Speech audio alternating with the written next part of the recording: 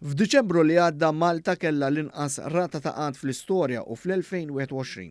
Fl-aħħar xahar tas-sena l-oħra l-qatt naqas fuq xahar qabel u mqabbel mal-istess xahar ta' sena qabel, in-numru ta' nies jirreġistraw għax-xogħol naqas b'aktar minn nofs.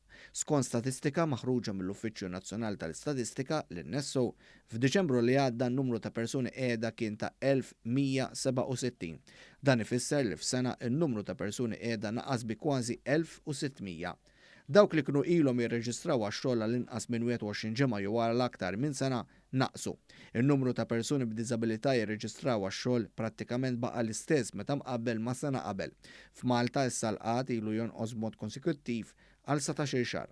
Brabta ma' din l-istatistika fuq Twitter il-Prim Ministru Robert Abela nnota kif is-sena l-oħra ntemmet bl-inqas rata ta' qatt fl-istorja u saħaq li minkejja dan l-iżvilupp pożittiv se jibqa' jaħdem iżjed biex l-ekonomija Maltija toħloq xogħol għal kulħadd.